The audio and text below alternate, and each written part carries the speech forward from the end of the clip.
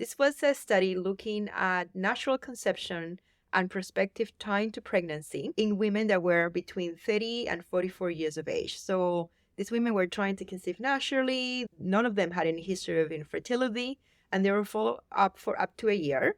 And they were measuring urine samples and recording the time of intercourse and menstrual cycles and all of the things like that, including the supplements that they were taking.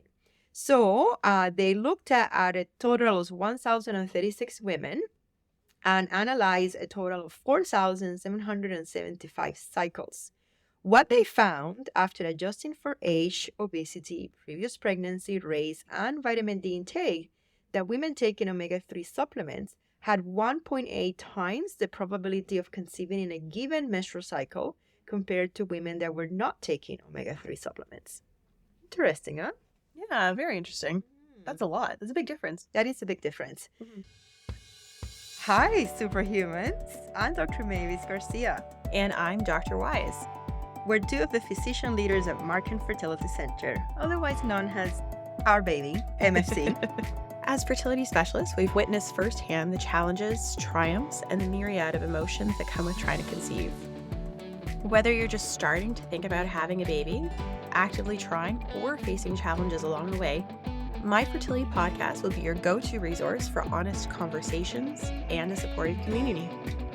So grab a cup of coffee or tea and settle in, and let's demystify the world of fertility together. All right, here we are again with another episode. Very, very exciting one. And this is a really good one. This is an interesting one. Today we're talking about what should you take while trying to conceive. Everything you need to know about vitamins and other supplements on your journey to a pregnancy. And this is a question that comes up like all the time, for sure, in terms of people wanting to know, because it makes sense. When you're planning a pregnancy, you want to do everything you can to start off in the best possible foot forward, you know? Absolutely. And it's an area with a lot of misconception and misinformation. So we're really going to do a deep dive into the evidence, and we're going to talk about prenatal vitamins. We are going to talk about folic acid and the different types of folic acid or folate supplements. We're going to do a detailed discussion about the much debated NT-FHR mutation, as well as other vitamins such as vitamin D and omega-3, and explain the research behind it and why you should consider taking it. And of course, we're also going to talk about coenzyme Q10 or CoQ10. What is it? Who should be on it? And how do you choose the right form of CoQ10? So let's start with the prenatal vitamin. I think everybody knows that if you're thinking about pregnancy, the prenatal vitamin is the place to start. But what's so special about a prenatal vitamin? How is it different from a regular multivitamin? Well, they are different from regular multivitamins. Prenatal vitamins are specially formulated to cater to the increased needs of the pregnant women. The Society of Obstetricians and Gynecologists of Canada and the American College of Obstetricians and Gynecology recommends prenatal vitamins specifically because they contain higher levels of certain nutrients that are crucial during pregnancy, such as folic acid, iron, and calcium. For example, when you go to, a drugstore, you pick up a regular women's multivitamin, may contain 400 micrograms of folic acid, but a specific prenatal vitamin may contain 1,000 micrograms of folic acid. And speaking of folic acid, why does this matter? Folic acid, it's a synthetic form of folate, which is a B vitamin, is absolutely vital in preventing neural tube defects in the developing fetus. And so neural tube defects are a family of birth defects of the brain and spine. And there's several different types. So you may have heard of things like spina bifida, cleft lip, cleft palate, anencephaly. And the SOGC and ACOG, which are the Canadian and American Obstetrician Gynecologist Societies, they both recommend that all women of childbearing age take a daily supplement containing anywhere from 400 to 1,000 micrograms of folic acid daily.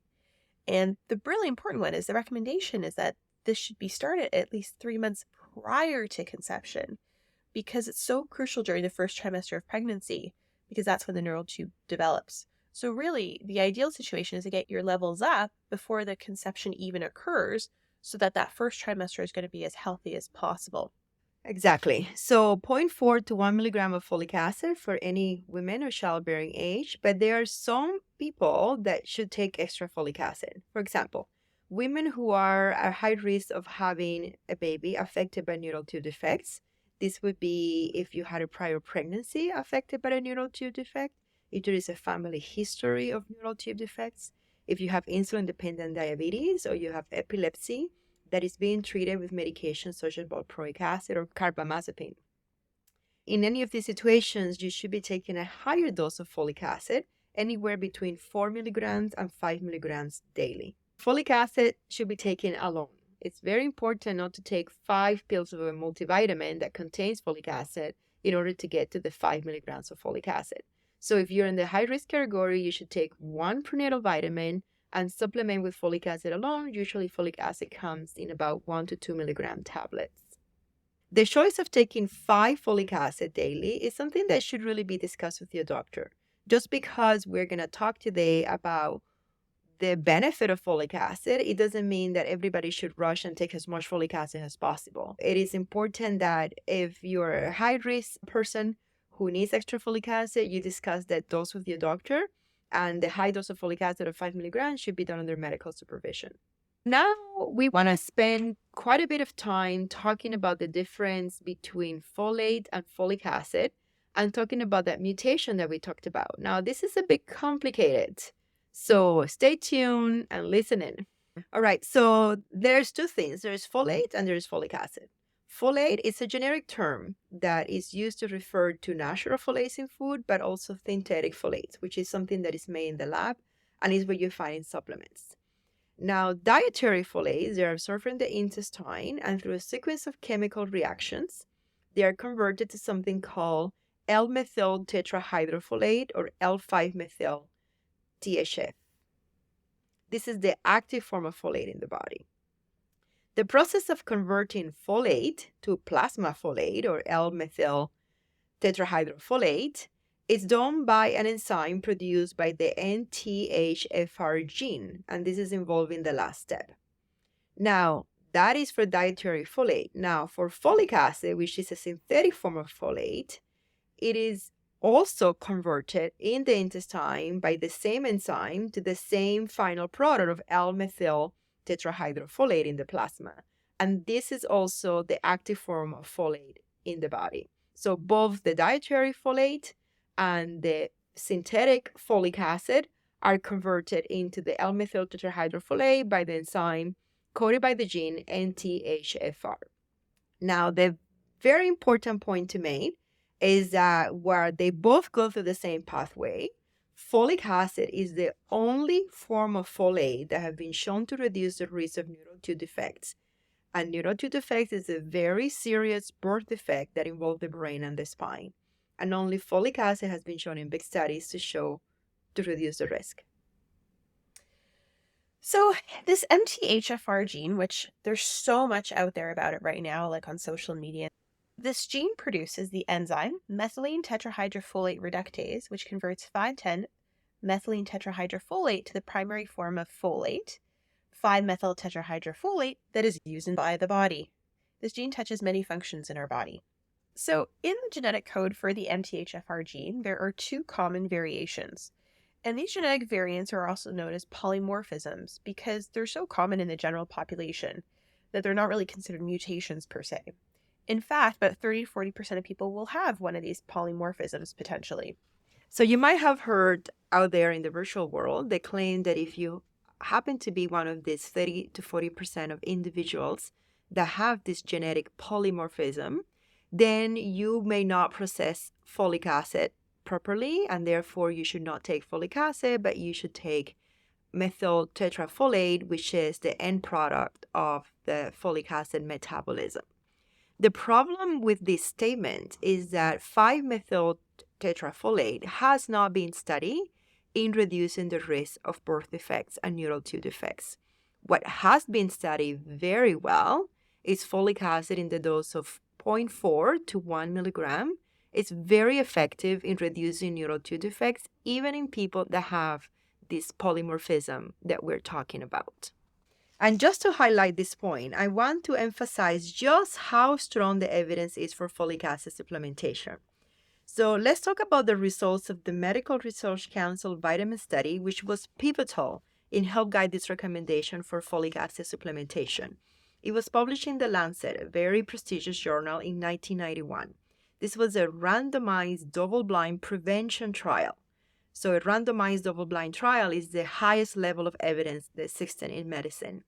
And it was conducted in 33 centers in 7 countries to determine whether supplementation with folic acid or a mixture of other vitamins around the time of conception can prevent neural tube defects in women that were actually at high risk for neural tube defects. So there was a total of 1,817 women at high risk of having a pregnancy with neural tube defects.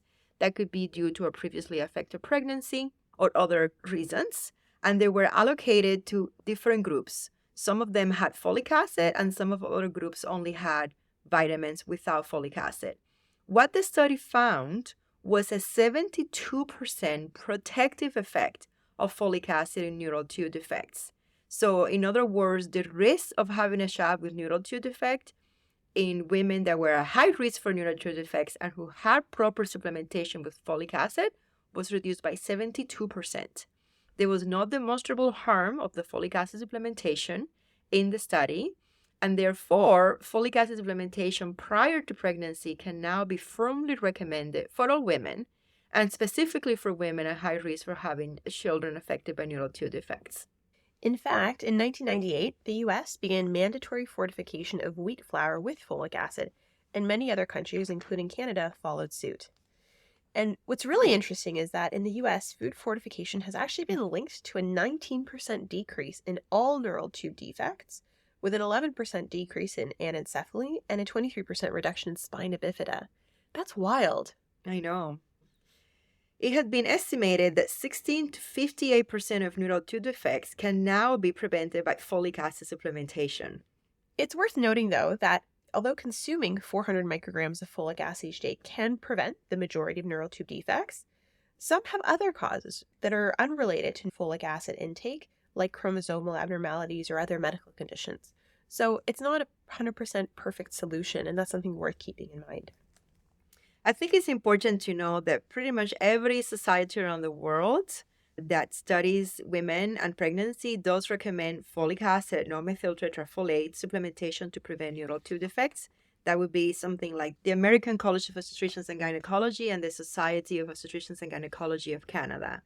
Many of these organizations as well recommend again testing for the NTHFR gene variant because there is no association between how one processes folic acid and this particular gene mutation. And again, the studies have shown that neural tube defects are prevented by proper folic acid supplementation, even if you have this genetic polymorphism. In summary, methylfolate has not been studied to prevent neural tube defects. Maybe we'll find out at some point in the future that it's equally effective to folic acid, but right now we do not have the evidence to make that statement. We know that folic acid alone, non-methyl tetrafolate, can prevent neural tube defects even in people who are high risk at the doses of 4 to 1 milligram or a higher dose for people with specific conditions. And it's important to know neural tube defects are a really big deal and not something that we want to be messing with when we know that there is something very effective with very minimal risk that can prevent this devastating condition. That was really, really interesting, I have to say. Yeah, when I started doing research for this, I went down the rabbit hole of the internet, and unfortunately, there's a lot of claims being made, and I feel passionate about it because, like I said, you have seen babies with anencephaly. I have seen them too, right? I know that folic acid isn't going to prevent every single one of them, but certainly it would break my heart to know that this condition can be prevented and it wasn't prevented because of misinformation. Yeah, absolutely. So on the topic of prenatal vitamins, I think it's important to ask the other question. What else should you be looking for in a prenatal vitamin? So something else that should be in your prenatal vitamins would be iron. Iron is important for the development of red blood cells in the growing fetus. Women who are pregnant require about 30 to 60 milligrams of elemental iron. You can also get iron from food sources such as beans, lentils, breakfast cereals, beef, and shrimp. I like shrimp. It is tasty, yes. Another one that will be in a prenatal vitamin that's really important is iodine. Again, you can also get iodine from food sources like iodized table salt, dairy products, seafood, meat, some bread, eggs. But iodine is really important for the production of maternal and fetal thyroid hormones that regulates the development of the fetal brain and nervous system. And a woman's iodine requirements increase a lot during pregnancy so that the baby can get enough iodine. And so the American Thyroid Association recommends that women who are planning pregnancy, who are pregnant, or who are lactating should be taking a supplement that has at least 150 micrograms of iodine per day. Another one that is not commonly talked about is choline. Choline is actually not present in many prenatal vitamins, so you need to take it from your diet or take an extra supplement. Choline is an essential nutrient found in plant and animal foods, and pregnant women need more choline to help the baby grow and develop. Higher choline levels might be protective against certain birth defects and increase memory test scores in children. Choline can be found in food sources such as chicken, beef, eggs, milk, soy products, and peanuts, and plant sources such as navy bean, Brussels sprouts, broccoli. The recommended amount of choline supplementation during pregnancy is about 200 to 300 milligrams of choline in a daily supplement. Another really important nutrient to consider is omega-3 fatty acids, which are also called DHAs. And so in pregnancy, the recommended dose is 200 milligrams per day, and this supports brain and eye development in the fetus. Now, it's super important to note that typically you're not going to find DHA in most prenatal vitamins. So you really need to think about taking an extra supplement or getting enough in your diet. For food sources, flaxseed is an excellent source of omega-3s. You can either use ground flaxseed or flax oil. And again, it's great because it's vegan. And then fish is another really big one. There are some other sources, including broccoli, cantaloupe, kidney beans, cauliflower, walnuts, but the amount that they're going to contain is a lot lower, and so you may need to take a lot more of them on a daily basis. If you're trying to get enough omega-3s into your diet, then the recommendation is to eat at least 2 to 3 servings of a variety of different fish or shellfish per week before getting pregnant and while pregnant. Another important macronutrient is calcium and vitamin D. The recommended daily amount of calcium for pregnancy is 1,000 to 1,300 milligrams. For vitamin D, the recommended amount is 600 international units a day. Good sources of calcium would be milk and all the dairy products, but you can also get calcium from broccoli, fortified foods such as cereals, almonds, and sesame seeds, and also sardines and dark green leafy vegetables. Vitamin D, you can get it from sunlight, as well as fortified milk and breakfast cereal, and some fatty fish such as salmon, sardines, and mackerel. I just heard that you love mackerel. I love fish. I love sardines. I love anchovies. I love mackerel. How do you like your mackerel? Smoked. Like a nice hot smoked mackerel. Oh, so good. Okay, I'm coming over to your house to have some mackerel. Saturday night. A typical prenatal vitamin contains 200 to 300 milligrams of calcium and 400 milligrams of vitamin D. Now, we discussed vitamin D and omega-3 in prenatal vitamins and nutritional recommendations in pregnancy. But of course, we're fertility specialists, so we want to talk about vitamin D and omega-3 recommendations in women who are trying to conceive or facing fertility issues. So stay tuned because the dosage and the evidence is a little bit different. Mm-hmm. So back to vitamin D here. Vitamin D, often called sometimes the sunshine vitamin, is essential, as we know, for bone health, immune function, cell growth. And there's so many studies out there talking about the importance of vitamin D in general health. But when we're looking at fertility specifically, there's actually several studies that have investigated this relationship between what somebody's vitamin D levels are and fertility. Some studies, such as Oskan et al. And Rudick et al., have found that vitamin D levels are in fact associated with higher pregnancy rates. But there was another study that looked at implantation of euploid embryos specifically, and there was actually no correlation between vitamin D levels and implantation, meaning that the chance of a euploid embryo working was the same whether a woman had vitamin D deficiency or not. There is a lot of conflicting evidence out there, so there are no specific guidelines to a specific vitamin D level that is predictive of pregnancy. And there's no specific guidelines on measuring vitamin D levels to really guide therapy either. In fact, vitamin D testing is not covered under OHIP, and it's not covered by insurance in the US. So even though there is no specific guidance of measuring vitamin D level for fertility, we do know that there is a widespread vitamin D deficiency in countries like Canada, where we don't get a lot of sun. So the recommended daily allowance of vitamin D in Canada is 2,000 international units a day for all individuals. And this is what I take every morning. But it's also very important for people who are trying to conceive. So let's go back to omega-3 fatty acids again, specifically omega-3 and fertility. As we said, omega-3 fatty acids are this group of polyunsaturated fats. Oftentimes we call them DHAs as well. And as we know, they're super essential for the functioning of every cell in the body and have lots of widespread health benefits. They have been associated with improved outcomes in terms of heart health, such as lowering cholesterol and blood pressure, and decreases the risk of heart disease. They also have anti-inflammatory properties, and they have even been studied in the context of improved mental health. I take my omega-3 every morning. Well, we all know I like fish. Smoked mackerel. Now, for women trying to conceive, omega-3 fatty acids are particularly important for their role in reproductive health. There was a very interesting study published in 2019 in Fertility and Sterility. This was a study looking at natural conception and prospective time to pregnancy in women that were between 30 and 44 years of age. So these women were trying to conceive naturally. None of them had any history of infertility, and they were followed up for up to a year. And they were measuring urine samples and recording the time of intercourse and menstrual cycles and all of the things like that, including the supplements that they were taking. So they looked at a total of 1,036 women and analyzed a total of 4,775 cycles. What they found after adjusting for age, obesity, previous pregnancy, race, and vitamin D intake, that women taking omega-3 supplements had 1.8 times the probability of conceiving in a given menstrual cycle compared to women that were not taking omega-3 supplements. Interesting, huh?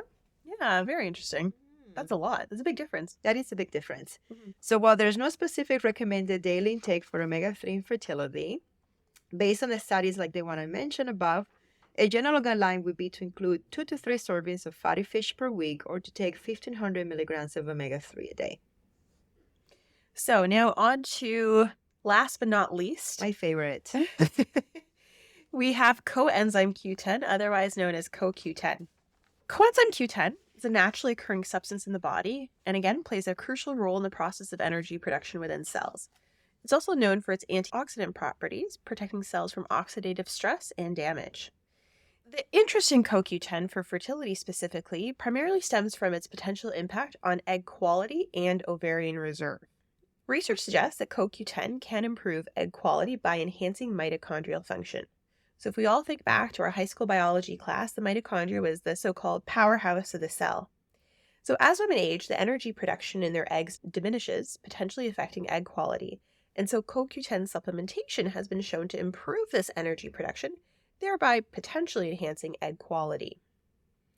There was a study published in the Journal of Reproductive Biomedicine Online in 2018 that investigated the effects of CoQ10 on ovarian response and egg quality in older women undergoing IVF.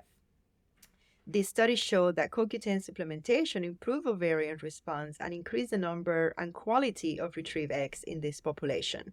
There was another study published in the Journal of Assisted Reproduction Genetics, which explored how CoQ10 supplementation could counteract the age-related decline in egg quality and quantity. The findings in this study suggest that CoQ10 might actually positively affect egg quality by enhancing energy production in older eggs, which typically have reduced mitochondrial activity. Now, unfortunately, no studies have shown the improvement in the ultimate outcome when it comes to fertility treatment, and that would be live birth rate. But of course, these studies would be very hard to do with a large data value and resources. And given the low risk of CoQ10 supplementation and the data that we currently have about the possible mechanism for improved egg quality in the age-related decline in egg quality that we all know and read about, we would definitely recommend CoQ10 supplementation to anyone trying to conceive after age 35. It is really important to stop taking CoQ10 after pregnancy, has been established, given that CoQ10 has not been studied in pregnancy. So that was a very dense episode. Yes. But I think a lot of really, really great, valuable information. Yes. And honestly, there was so many more studies that I could have cited. Absolutely. And again, we can always do something in a future episode. That's right. If you want to know more information about folic acid metabolism, folic acid supplementation, and the MTHFR mutation, I recommend that you follow Babies After 35 account on Instagram. This account is managed by Dr. Shannon Clark, double board certified professor of obstetrics and gynecology and maternal-fetal medicine.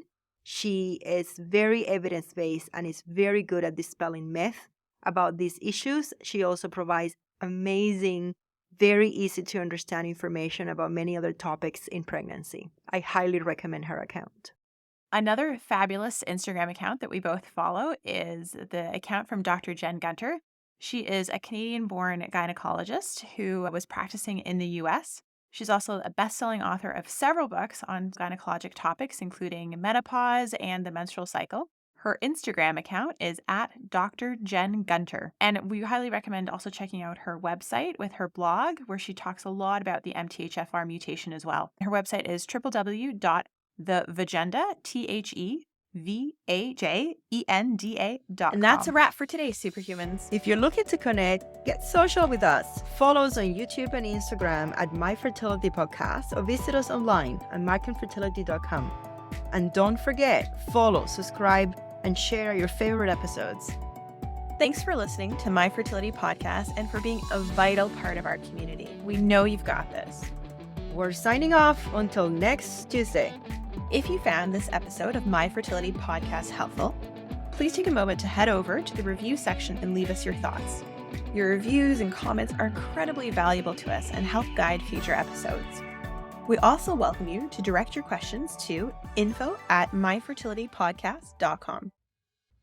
My Fertility Podcast is produced by Rabbit Media Inc. in conjunction with Dr. Garcia and Dr. Weiss. Music from Mix Kit Raising Me Higher by Ajay Stelino. My Fertility Podcast is not intended to replace any type or variation thereof professional medical, health, or legal advice, nor should the content be taken as medical advice. Please contact your primary healthcare professional regarding any medical questions you may have. The information presented in this podcast is based on the knowledge and understanding of the host at the time of recording. Medical knowledge is constantly evolving, and new research may change the understanding of health-related topics. While we strive to provide accurate and up-to-date information, we do not guarantee the completeness, accuracy, or timeliness of the content. The views expressed in this podcast by guests are not those of the host or the management. This podcast is not intended to impose any type of discrimination. My Fertility Podcast and its management are not responsible for any losses, damages, or liabilities that may arise from the use of this podcast.